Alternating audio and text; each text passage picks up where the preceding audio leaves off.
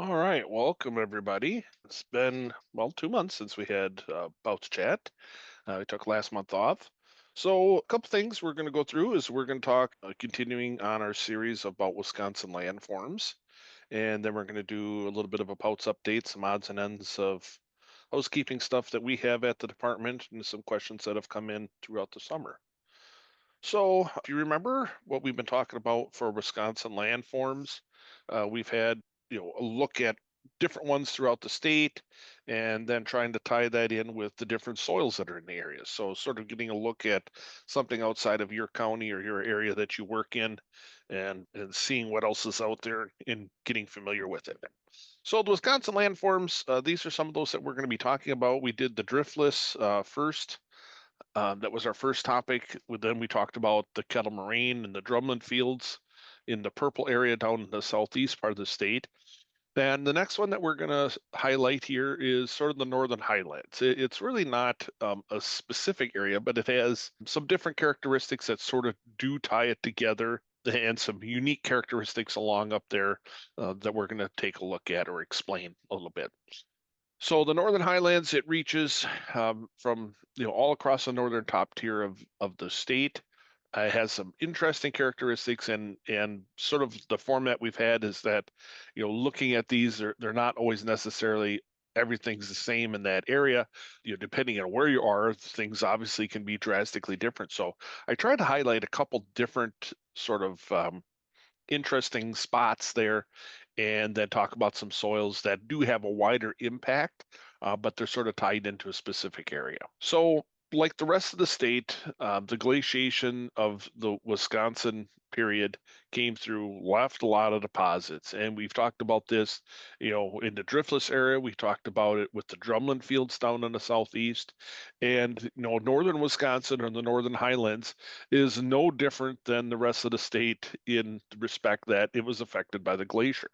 So when the glacier came through, it impacted it, left deposits there, left its footprint or thumbprint on Wisconsin, and and that's why we have the certain characteristics we have there. So you can see in this illustration that the Green Bay lobe came down, and a little bit of this is Green Bay and Superior lobe, but it's mostly the Chippewa, Wisconsin Valley, and the Langlade lobe. So these little sort of mini fingers, I guess, of the glacier came through here and left their deposits. We talked about the Green Bay lobe last time, at the very end, they're leaving some drumlins. On the edge of the Chippewa lobe, there actually are some drumlins up there. There's some still found. But the majority of what those lobes here, the Chippewa, Wisconsin Valley, and the Langlade had, is a lot of sand deposits, the outwash, and then the till. So we've got the edges of that till fringe. So one of the other interesting things here is that in the middle of that, there is a big lake country. So those of you familiar with that area, have been up there or have cabins up there, you get the Vilas and Oneida counties. This one is highlighting Vilas, that it's sort of in the center of what they call lake country. You can see that extends up into the UP of Michigan. That there's a lot of these lakes that are deposited, and why are they concentrated in that part of the state? So the lake country consists of 11 different counties in both Michigan and Wisconsin, and there's a large concentration of this. And so where these come from is, there's sandy deposits, so a lot of outwash and even tills, but it's sandy tills. They're acidic, have a high density of these glacial lakes, and then also wetlands associated with it. So they may not have a lake, but they may have a depression that's just wet. So that's what the lake country is. And where this comes from is a term, it's called pitted outwash. So the outwash material that's up there that comes or flows out of the glacier as the glaciers are retreating is that there were a lot of blocks of ice frozen into that outwash. And when the outwash was laid down, those blocks were trapped in it. And then as the glacier receded, the blocks melted out and left these lakes. And so you're probably thinking, you know, okay, this sounds familiar, Matt. Didn't we just talk about this in the Kettle Moraine region? And it says, and exactly, this is the same thing. These are kettle lakes. they're referred to a little bit differently is that, in the sand, for whatever reason, in the sandier outwash, they're not always referred to as much as kettle lakes as they are, especially down in the southeast part of the state. But they are kettle lakes. It's the same mechanism.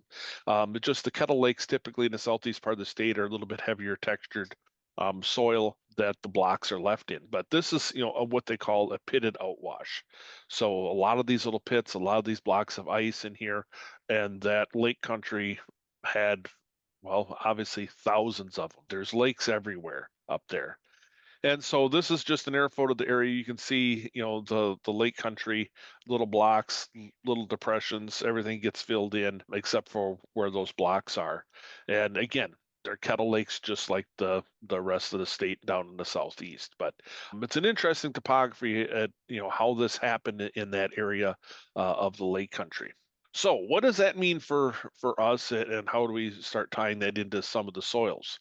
Well, obviously it's a sandy area up there, and we have sandy soils from that outwash, and we have what we call the Saner soil series, and it's a representative series in the northern Highland Lake area. You can see it is concentrated right where that lake is, but it's also found in other areas, spreading up into the to northwest part of the state. So the classification for Saner is what they call an entic haplorthod. And now entic, if you remember, entic is sort of like an entisol. Basically, it's a not highly developed. It's sort of a newer soil. And then an orthod, the OD, if you remember, the OD is from spodosols. We talked about that before. And I know the little mnemonic that we used in college there is the hap. We always call that a happy soil. It's sort of a middle of the road kind of soil, and but an orthod. So it's basically a not very highly developed spodosol. So it's got some sort of spodic qualities to it, but it's relatively new. And the reason it's new is you remember that these soils are formed on glacial deposits that left about 10,000 years ago. So they're relatively new, and the sands don't have a whole lot of development in them anyway. There's just not a lot to translocate or move in sands. So that's why it's classified as entic. These are excessively drained soils because, they're sandy. So they have some stratified sands and gravels on outwash plains. So you got to remember when those glaciers were retreating, as they were melting, you had the wash water distributing or coming off of those glaciers, that melt water, and you were having some of that stratification take place. And so as you have high flow velocity events, you're going to have more coarser material because the finer stuff stays suspended and gets transported away, and a little bit quieter times, then you're going to have some more of the finer materials settle out. So that's how you get the stratification in that on your outwash plains. But again, these red areas are sort of the distribution of the Saner soil series. And what does it look like? Here's a picture of an actual Saner soil, very thin topsoil mantle on top, sort of combined with a leaf litter. There's just not much there, an inch or two. And then you can see sort of that E horizon or that eluvial horizon, which is typical of the spodosols, where it leaches out that acidic forest soil. And then right below it, you can see a little concentration of some of that iron and organic matter that leaches out of the top of the topsoil there. Wide range of slopes. A lot of these soil series, they can be found on a wide range of slopes. The soil survey says 0 to 35%. There are many of them up on the steeper side.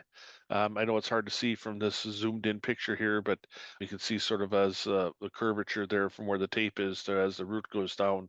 It's a very rolling landscape position. We'll just put it that way. A lot of micro depressions here. So if you go over 100 feet, it's going to go up and down several times. Again, because they're sandy, they're excessively well drained. Loamy sands over sands. And stratification is common with some cobbles in the lower profile. And you can even see that here. It's very representative that down in the lower profile at about 60. Again, this is centimeters here, just so you're aware. This is metric units, not the imperial scale or freedom units. But about 60 centimeters, so about 2 foot down here, you can start seeing some cobbles that are starting to appear lower in the profile. So this is common, and also again, you'll see stratification. So in some of these, you'll start to see noticeable stratifications. Maybe some layers of some, um, coarser sand or gravelly coarse sand, and then some finer sand, medium sand, and you'll see some of that stratification, some of the layers. I don't think this picture goes down deep enough to really start seeing that stratification of the sands. So what does a profile series look like, for description? This is, what they call a typical profile, very thin A horizon. Interesting with this one is the hue on it. So we have two value chroma, 10YR44 or something like that. This is an N20. So the N, we don't encounter that much, but N means it's neutral, is that it's basically just a pure black and white. It doesn't fall anywhere on the spectrum of brown to yellow or to red. It's neutral, so don't see that very often. Real dark organic soils, we will, and N20 is very dark, so it's a neutral hue, a value of only 2. So again, it's very on the black as opposed to white, and 0. And why does it have 0 for chroma? Because it can't have any chroma if it's a neutral. There's no chroma to it. So it's not a yellow red. You can't have how much indicator of what hue you have if there's no hue to start with. It's neutral. So that's why you have an N20. And then it's a weak, medium granular, just not a whole lot there. Loamy sand, typical of the topsoils there. They just don't have a whole lot of stuff to bind together. But again, only 2 inches of it, a little thin little E horizon, another 2 inches of that. So we get the 7.5 wire 4.2, fine subangular blocky, sandy loam. And then below that, we start having the BS horizons. That's where we have our B horizon with accumulation of the sesqui oxides or the irons. And so that's the common profile of a spodosol. We have the A horizon, we have an E that leaches out, and that material leaches down into the B horizon. And that's where we get more reddish material. And you can see that it goes from, and well, the N20, 7.5YR gets redder to the 5YR. You can see those irons accumulating and causing the red color there. Those are loamy sands, weak subangular blocky. And then at 14 to 22, we have a transitional from the B horizon to the C horizon, and that's single grain gravelly sand. And then down below there, we have gravelly coarse sand and coarse sand. We'll have some that banding, or that stratification in there. And then just 0 single grain. And those are C horizons, basically, as they were deposited by the outwash as the glacier laid it down.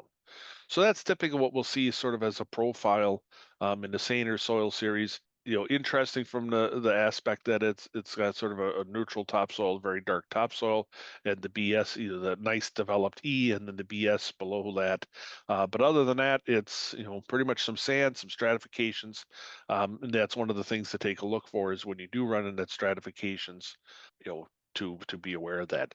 So I was just looking around for a sort of a typical site. I didn't find any with, I could see a drain field or anything. Might be some of the white pipes might be part of a drain field in there. I'm not sure, but you can see sort of, here's a typical sort of location that's on Saner. Um, you can see the lake in the background. You can see the house here. They have a lot of a lot of trees, but what are some of the site challenges that we have on it? High permeability, stratified, very and extremely coarse sands. So if you get down the bottom, we start seeing some of that stratification or seeing some of those extremely gravelly and coarse sands. We may need a greater separation distance. It doesn't happen often, but it could happen where we have enough of that. We're going to need a bigger setback on that because we'll need 60 inches for that gravelly coarse sand material. Many are heavily wooded. A lot of these, homes built up north on the Sainer, they're old forests, really heavily wooded, a lot of stumps, a lot of issues to deal with. That way is getting in there to clear a spot to put a system. Slopes can be an issue on it. Again, we had up to 35%. A lot of it is low slopes around lakes, but we can get some steeper stuff around lakes, can be an issue.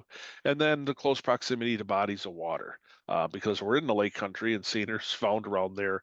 We have the issues with being close to lakes, and that's not only just for the soil issue.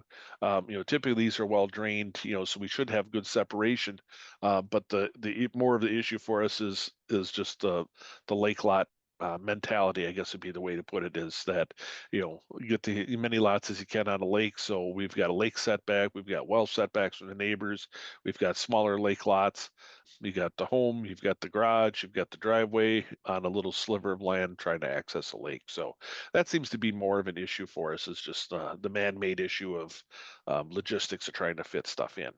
But anyway, that's some of the characteristics that we have with the Saner soil series. So I mentioned that, well, we talked about lake country and, there's some other areas out there. So one of the other spots I wanted to highlight in the sort of this Northern Highlands, and there's lots of others. I mean, we have the outwash plains and terraces, we have end moraines and ground moraines and basal till and a lot of other things that go on up there. But one of the other areas I wanted to highlight here is Pinocchio Hills. It's an interesting geologic formation. I know it's been in the news over the last several years. There was some talk about opening up iron mines up there, and they got a lot of heated debates about that. But I just sort of want to mention this interesting formation and an interesting soil that's associated with that, and then also across the area. But Pinocchio Hills are geologic formation. They're two elevated ridges that are about 50 miles run through Wisconsin here. And then, of course, I'm going to cross into Michigan. They don't just end, they continue on, and they become the Gogebic Range. And sometimes you hear that referred to as one of the same, Pinocchio Gogebic. Um, so it's a banded iron formation. Basically, years ago, millions of years ago, we were a different climate. There was shallow sea. They had some bacterial action from the bacteria. They were fixing stuff, putting it down, iron rich, and then we had this iron deposit that's through here. So it's sort of a lower grade ore. That's why it wasn't one of the initial ones mined like those up in Minnesota, but now it's possibly economically viable. That's why they were looking at it. So what does it mean for us? Well, it's an interesting feature here. You can see it obviously on the sort of this LiDAR map that it's obviously cuts right through there. You can spot it, you can see it.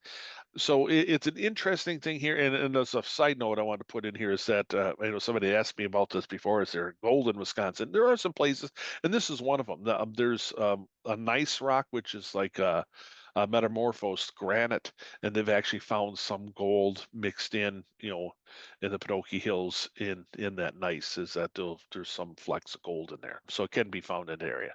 But anyway, we remember we talked about a glacial map that we had, and we have the different lobes come down: the Chippewa lobe, the Wisconsin Valley lobe, the Langlade lobe, and then here's the Superior lobe up on the north side.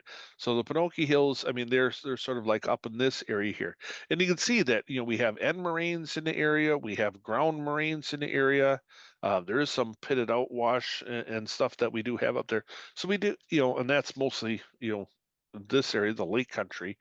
So there are some spots, that have a lot of different things that fall on it. So the hills area is not only influenced by the geology, the iron that's there, the iron rocks, but also the glacier came by and deposited a bunch of stuff on top of that. So we've got end moraines and ground moraines, and those kind of things. We also have some deposits up here, and that's what's going to make for this interesting soils that we're going to talk about, is we have what they call loamy aeolian deposits. So it's wind-blown deposits that are loamy in nature, but they're borderline loess. As loess as silt, wind-blown silt, these tend to be a little bit more towards the sandy end. So they're not quite silty, but they're not windblown sand like a beach deposit. So they call them loamy, but they're in between. They're not windblown sand, they're not windblown silt that's a loess. So they're loamy, they call them loamy aeolian deposits. So they're very fine sands and some coarser silts, I guess would be the way to put it. And so they're less like, and they have a lot of the same characteristics of loess, but they don't classify them as that. So it's sort of an oddity. So you can see that well, we've got iron-bearing rocks, we've got the steep ridges there, we have end moraines, ground moraines, outwash, wind-blown loess-like deposits, but they're not loess. And what does that do to the soil? It can make an interesting we'll just call it an interesting mess. And the soil series we're going to talk about is an interesting mess. So we're going to talk about the Gogebic soil series. So you can see the distribution here. The range here runs right about through here in this area. So this is centered right on top of that, but also extends up and Gogebic Range up into Michigan here, across some of the northern highlands of Wisconsin and into the UP. So Gogebic soil series, it's what they call an Alphic oxyoaquic fragiorthod. So that's a mouthful. So Alphic, the alpha sol, if you remember that, it's sort of a developed loamier kind of thing, forested soil. So it's got some of those kind of properties. And I think those are coming from sort of that loess like windblown material that's not really heavy enough to be loess, but sort of is. I think that's where that comes from. Oxyoaquic, it's oxygenated, but it can be wet at times. And then we have some interesting things. We'll look at the end of that phrase here, orthod.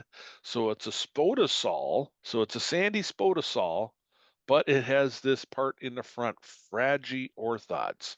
And what is a fragi? It means it has a fragipan. So we're going to talk about that, sort of an interesting characteristic. But again, loamy aeolian over till over and then moraine over iron deposits. So it's sort of an interesting mix. So I could not find an actual horizon picture of Gogebic, but these are some, I don't remember the soil series, these are some that are very close and sort of show you. So again, how do we describe these? Where do we start? There are a lot of interesting stuff going on. So they have the Aeolian loamy on top of loamy sand and till up on top here, but it has two E horizons. Now we talked about sort of like in a spodosol, we've got the A horizon, like we looked at in Saner. We got that little ashy E, and then we got the BS below it. Well, here you can see in both of these, you've got the E horizon right here at about 20 on the left one, and then up here about like 10 to 15 on the right one. You've got this E horizon, and then you got the BSs, and this is the BS horizons below. But then what do we see? Right down here, we have a second E horizon. Very unusual, very strange thing to show up in soil. But it has two E horizons, one above the BS and then another one down here above a BT horizon. Remember when we talked about alpha sols? One of the things that we see in them a lot of times is a clay accumulation down below an E horizon. We get loamy material, and then we have an E horizon, and then we have a BT. That's an alpha sol that we see. Well, here you have a spodosol with alphic kind of characteristics to it, alpha sol tendencies down to below. So this is sort of like, I guess if we had a soil with a split personality or something, this would be it. It's a spodosol, but it's an alpha sol down below, has an E horizon here, has another E horizon here. So it's sort of living two lives. It's got something going on up here, something going on down here. Now, in here, these don't show the fragipan that Gogebic does, and we'll talk about that in a minute. But these often show a fragipan down here in the lower horizons. And a fragipan is basically it's a dense material. It's not really cemented, but it's very dense, almost like cementation or massive soils, where it just gets so dense you just can't dig through it. Now, this is a soil forming process to make a fragipan, so it's not like a dense basal till, and we'll have that in some other areas where we'll have the basal till that's so hard because the glacier laid it down that way. It's actually a soil forming process to make a fragipan. So there's quite a bit of discussion, excuse me, on how a fragipan forms. There's one group that says it's what they call hydroconsolidation. Basically, it's wetting and compressing of a soil. Sort of like when you're the kid, you make a mud pie, you break it up and break structure. Or like when we make a soil go massive or puddling on a ground surface due to compaction, it's same thing with the fancy term for wetting and compaction is hydroconsolidation. So that's one thing that they think may be causing it, or the soil sort of like compresses upon itself. And then another one is what they call soil ripening. And that's just the characteristics of as the clays and stuff age and get weathered, they'll change their characteristics and then they won't have as much structure. They'll lose that. And then they'll, as I call ripen or overripe, and that they'll lose some of their structure and form that fragipan. So, a couple different mechanisms or thoughts or theories on how that forms. But anyway, you can see here there's sort of a mess. So, lots of horizons in here. Do we always need to specify these many here? So for our purposes, I know if you can pick out the subtle differences here, but this is the official description. Like the BS1, 2, and 3, slight change of color 3,4 to 4,4 to 7.5 YR44. Structure change is mostly what they see is fine subangular blocky, fine sandy loam to medium moderate subangular blocky sort of goes through here. But anyway, the typical profile, and I guess typical, there's nothing really typical about Gogebic soils. The interesting thing here is we start out with an O horizon. I was talking to Katie about this. What we've sort of guessed is that soils people that are forestry soils people tend to describe things a little bit different. And since this was described as part of a national forest, probably survey is what I'm guessing. Most true soil scientists don't use O for a top horizon, but they say that it's an O horizon. But if it's O and it's fine granular sandy loam, it's not really an O. It's probably an A. O is usually for they get into leaf litter and other stuff that is important for the forestry people, but we don't describe that. So they actually split the O, and I lumped them together. They've got like an OY for leaf litter, and then their mineral soil below. Anyway, we'd probably just call it an A. But again, very dark, 5YR21. Then we go to the first E horizon, 5.2, sandy loam. So you can see it's very loamy on top. We talked about that windblown aeolian, and here you see it with the fine sandy loam that's in there, the fine sands that are blown in here. And if you don't pick up on the aeolian, I mean, it's sort of an oddity kind of thing. That's not a super big deal there.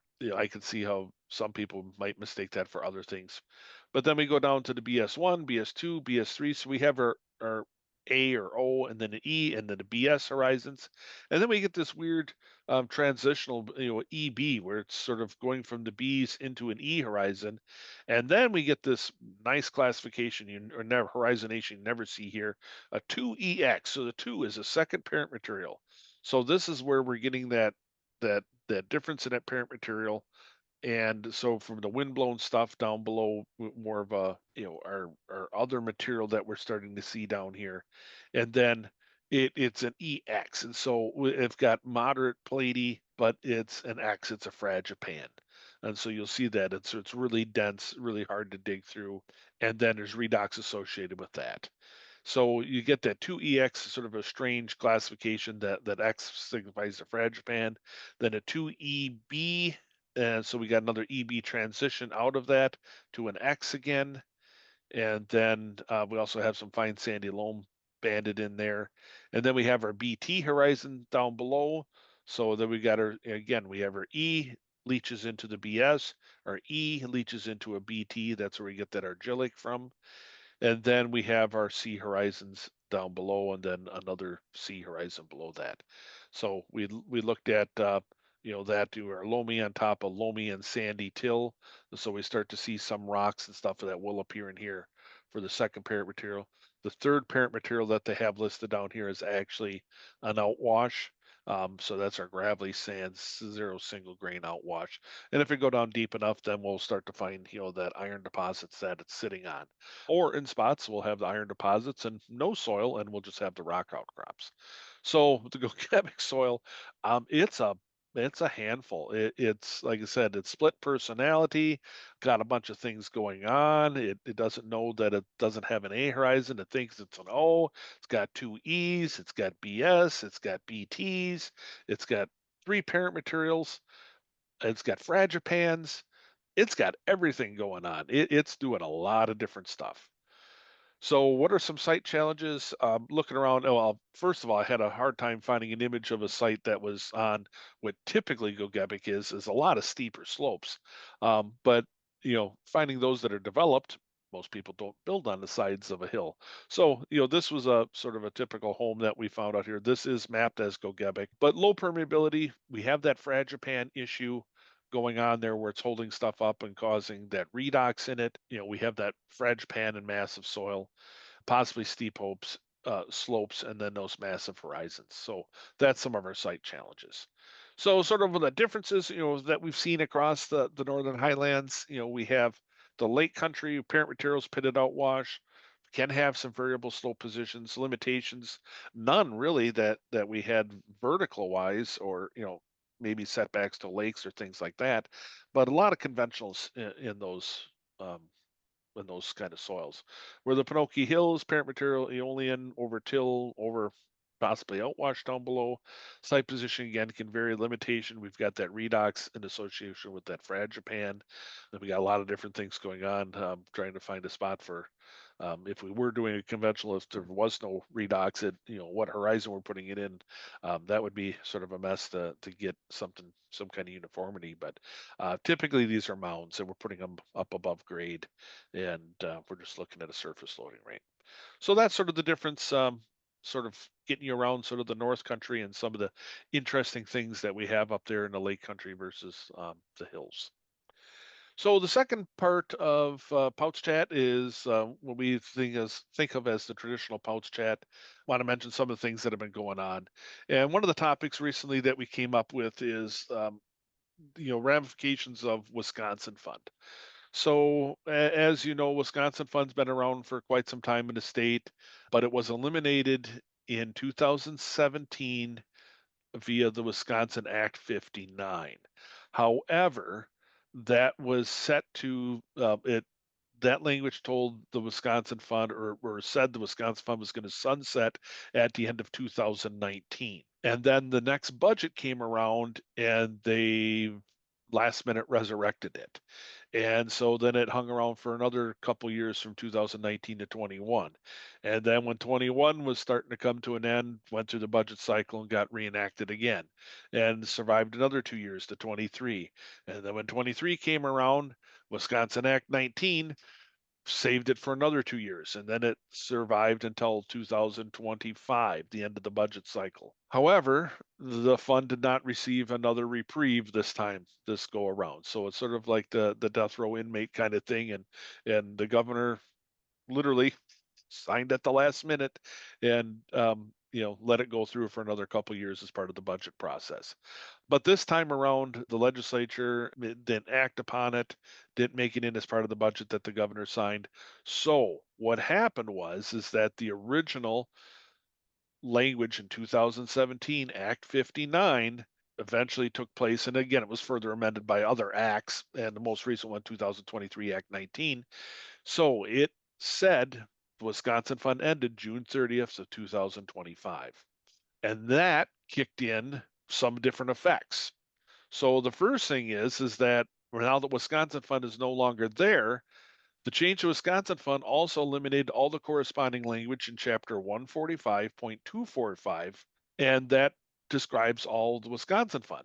The interesting thing for us is that it also lists the categories of failure. We always had category 1 or 2 were failure, but discharge to the ground surface, discharge to body of water, discharge to zone of saturation, just backing up into the home.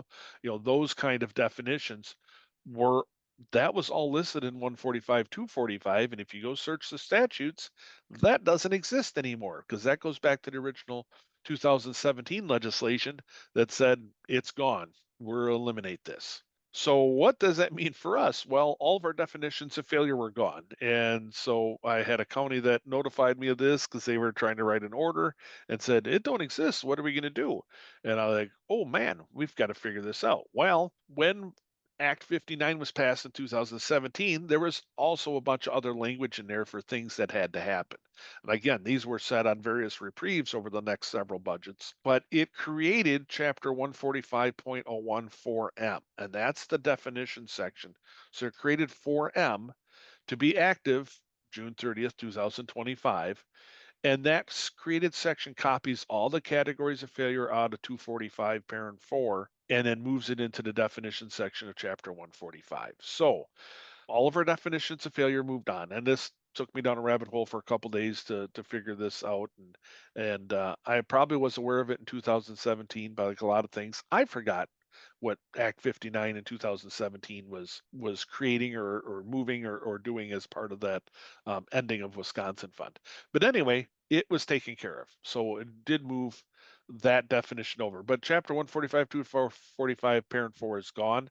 So be aware of this is that if you're a county and you refer to this in your orders or something like that, it's not there anymore. It's been moved. Well, it's there, but it's someplace different. So if you refer to it, we have to refer to the right section. So what are some other Wisconsin fund effects?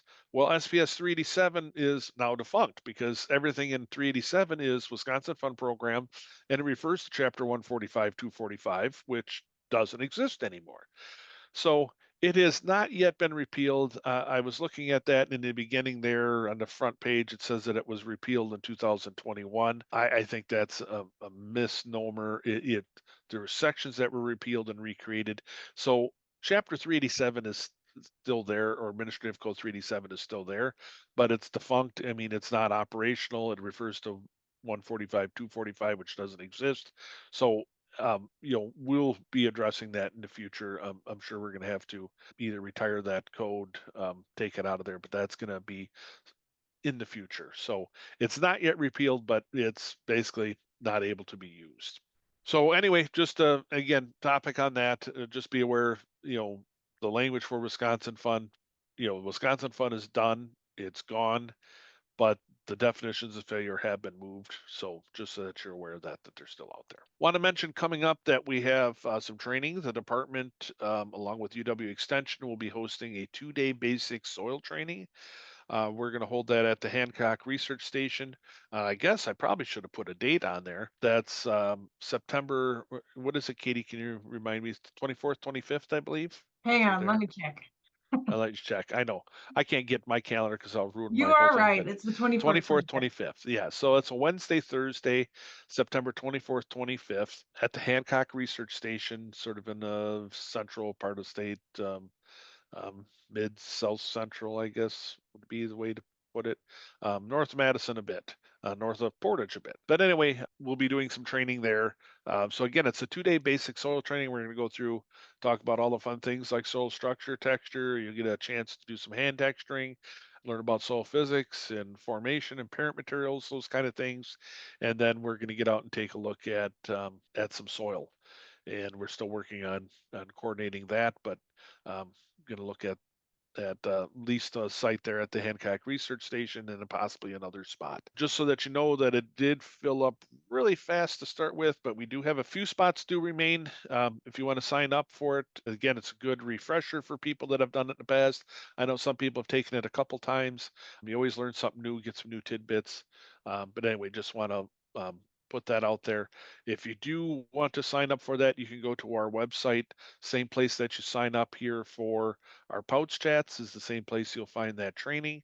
But otherwise, I have the code here that you can scan, or you can go to um, that web link there, gowisc.edu, cert soil test 2025, and that'll get you into it. Otherwise, some other things I wanted to mention here. We've had some information floating around DSPS DNR memorandum of understanding that we were working on. This is for the large scale systems. The secretary of the DNR indicated that they are no longer pursuing an update of the memorandum. So what does that mean for us is that the existing memorandum is still in effect. Again, I think it is, I think we've mentioned this many times. If you think you have a system that's over 12,000, well, obviously if you're over 12,000, that's pretty clear. But if you think you have a system or systems in an area under common ownership that are going to total over 12,000, let us know. Talk to your field representative. Let us know. We'll walk you through the process of what needs to be done or what may impact it. And then if we decide that it's, yeah, you're over 12,000, then we need to notify the DNR and then up to them what they decide to do. So if they're going to issue a permit or make you do nitrogen removal or water sampling or testing or whatever they do, again, that's still up to the DNR. But again, just be aware that if you think you're possibly over 12,000, let us know and we'll walk you through that process. Want to mention hydrograph, the natural history, Wisconsin Geologic and Natural History Survey, that's WGNHS, provided a detailed report on groundwater in the Central Sands region. The TAC considered the report and recommended keeping the suspension in place. They further directed the department to seek reinstatement if when sufficient data warrants it. So we're still have some more, things to do out there to get a better handle on what's going on and what wells can be used and where they can be used and things like that. So we're still working on it, but the suspension stays in place, and that's a total suspension. So we didn't issue another document out there that you can't use hydrograph at all. So pre-existing ones, new construction, old construction, no use of hydrograph reports in that area. Just wanted everybody to be aware of that we're still working on it, but that's the update in there.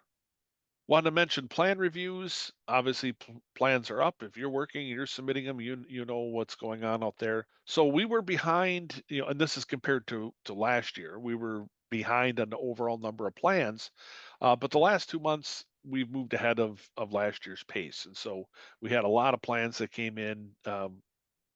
Especially in July and August here, when we really moved ahead of what we had done last year. So we're on pace to do more plans than we did last year, and last year was the busiest we've seen in a decade.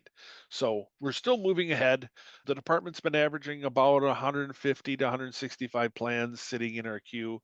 Again, that varies. We were a little bit higher, like 170 something for a bit, and then 140s there. So, but it's been bouncing around at that most recently what I've been looking at. And turnaround, we've been about 11 days. We're up to like 12, possibly cracked 13 for a little bit, and then we moved it down. We're close to 10. Then we're up about 11. But again, high submissions that have been coming in. Obviously summers are busy time, and then some employee absences, we vacations and other things going on, or farm tech days that we're out for, have obviously had an impact on field work at times. So at times we've had to sort of pull ourselves back from field work to help out with plan review to keep it in an adequate turnaround time. So we've been doing pretty good. Last week it bumped up a little bit, and then we've been able to knock it down and sort of keep it there. So hopefully we'll be good here yet for the rest of the year. But we'll see how it goes. But Ben, Ken, been busy. Wanted to mention, sort of tying in with plans or and other things that you might submit to the state. Wanted to mention a little bit about denials. That on occasion the department, you may have to deny a submittal. So it doesn't happen too often that we get to that point. So what are your options? If you're facing a denial. So the first thing is try to resolve the issue with the reviewer before it gets denied.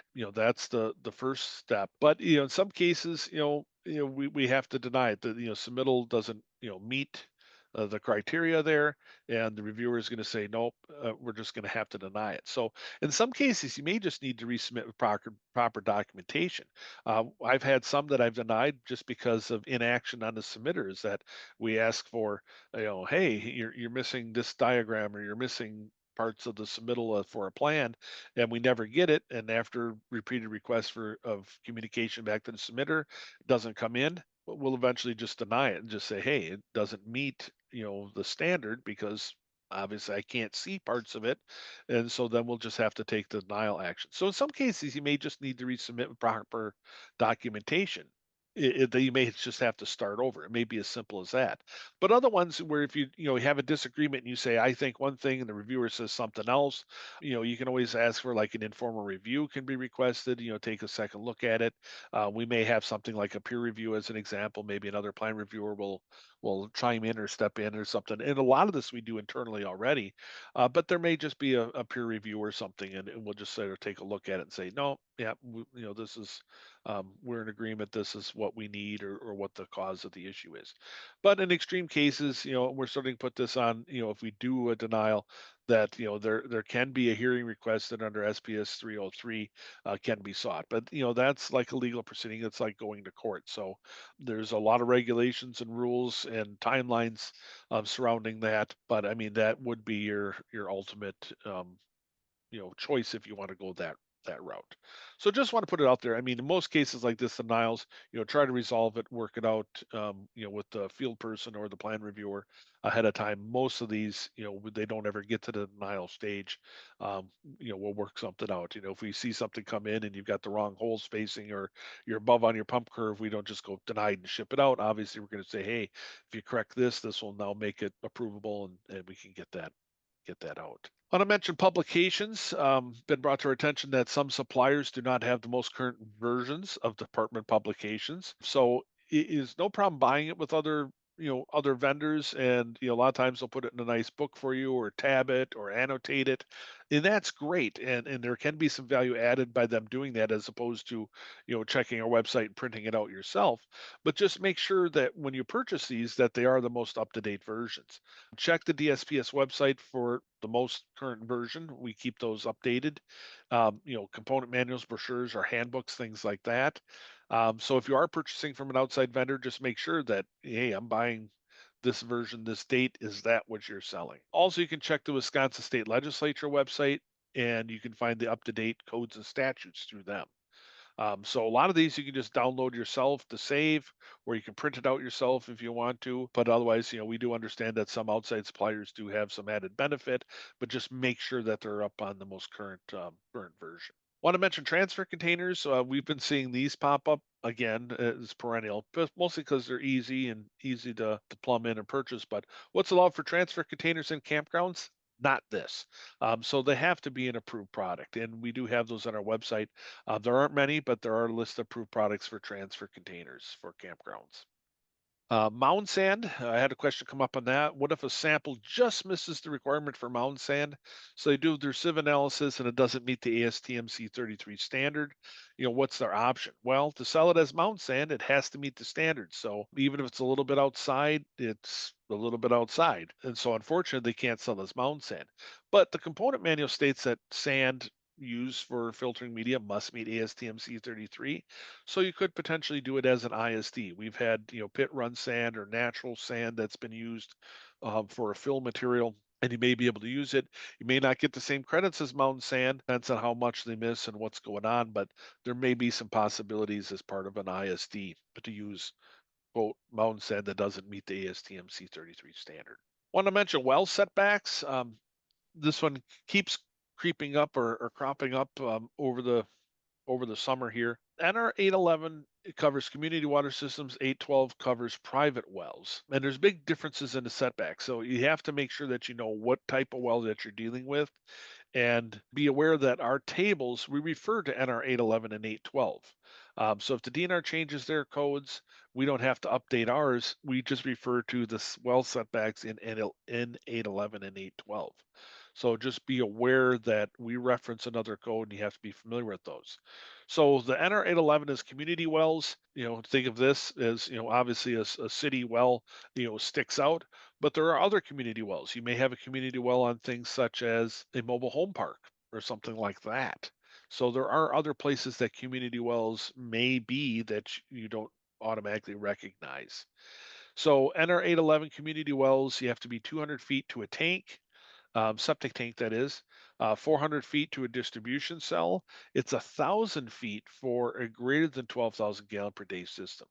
So we really run into issues here. If you are at a mobile home park, they have a community well, need to replace the system, you need to be 1,000 feet away, and then 50 feet for sewer lines. So again, these we reference the NR codes. So if you can't meet these, you're gonna need to talk to a DNR well specialist and figure out what your options are. But just be aware, NR 811 community wells, big setbacks. Private wells, we're looking at, some smaller setbacks, but, 25 feet to a tank, 50 feet to distribution cell, 250 for a greater than 12,000 gallon per day system, 50 feet for a pit privy, 25 for a vault privy, same as a tank, 8 feet for sewer lines, 25 feet for private interceptor main. So just make sure you know which well that you're dealing with, and make sure that you're looking at the right setbacks. Had this question come up, per capita sizing. Can a local governmental unit limit per capita sizing? Well, any POWTS has to be sized according to the loads and flows to which is subjective. So we do give the county some latitude on specific things, but others they don't have the latitude on. So this is clearly stated in the code that standard sizing, we're familiar with 150 gallons per day per bedroom. Per capita sizing is allowed under SPS 3D 3.43 parent 3B, is that you can size per capita or per person. Further, if you do that, SPS 3D 3.25 parent 2E requires the alternate sizing be recorded on the deed. So you can size per person, an alternate method, but then you're going to have to record it on the deed. Most people don't do this because you're short circuiting your life and longevity of your system. If you have a 3 bedroom home, but you only size it for the 2 people that are living there, nobody's going to want to buy that home. Plus, most likely we know that you're going to be overtaxing that system if you're really loading it to its max. But it is allowed, and it's clearly stated in the administrative code, and there's no latitude there for the counties to otherwise size differently. Had this situation come up, a driveway over a mound, the builder sort of got a little over generous with where they're putting the driveway, and they covered up part of the mound area. So what happens if this occurs? Well, the gravel can be removed in the soils. If they're not damaged, the installation can continue. So if they can just peel it back and say, oh, like spread a little bit too much, peel it back, or whether it's landscaping material or gravel like this, they can peel it back. Typically, though, they've packed it in, they've possibly caused some issues. So what might else happen? Well, if the soils are impacted, you can just excavate out the bad soil, break it, down till you get rid of that compacted down to the native material again, and then you can possibly replace it with mound sand. Now you'd have to do this as an individual site design. Things are going to change here, but if you just peel it back and you didn't hurt the native soil and the native soil is still there, then you can just continue on. But if you're removing it and putting in sand, then you're going to be switching to an ISD. You're going to need to modify your plan. But the best part was, well, best part is if they just don't do it to start with. But otherwise, if there's room, in this place they really didn't have it, but if there's room, you could just move the mound over, just slide it down sort of towards where the viewer is that's taking the picture here, or move it to the right if you had more room to get away from that area. And those might be some possibilities. Also wanted to mention restrictive horizons. We've had this pop up. This is just for illustrative purposes. Hopefully, we're not putting mounts on sites like this. But the code says, one must take into account restrictive layers when designing a system. So, how far below the infiltrative surface must one consider a restrictive horizon? I had this happen years ago. There's no specific limit. It's a judgment call, but we had a cell that was loaded as zero point 0.7 because it was installed in sand, and it was literally 1 inch above massive clay. And I said, no, I'm not buying that. That isn't properly taking that into consideration. So you're going from point 0.7 and 1 inch later, you're going to a zero loading rate, massive clay. It's not going to take it. That system's not going to work. It's going to back up. So there's no specific limit, but it's a judgment call, and you have to be prepared to defend it with the reviewers. So, this is a case where if I saw this submitted a conventional system going from point 0.7, 1 inch below, or 2, or even 3 inches below, going to massive, no, I'm not going to buy that. So if that massive zone is, let's say, 33 inches down below the infiltrative surface, okay, I'm probably not going to be a huge issue for you. But if you're going from point 0.7 to point 0.2 in a foot, maybe you shouldn't be loading at point 0.7. Maybe we should back it off a bit. So you got to come up with some kind of rationale and be able to defend. It's a judgment call, but you're going to have to be able to defend your answer with the reviewer. Did you take into account, this is my rationale, my thought, reasoning, why I'm doing what I'm doing, not just, I just want to load it at point 0.7. But anyway, that's Pouch Chat. We got 1 minute to spare. So hopefully you got something out of it today. We looked at some interesting soils, sort of a plain Jane kind of soil, and then one that's got multiple personality disorder. And then we looked at some different things that are happening around the department.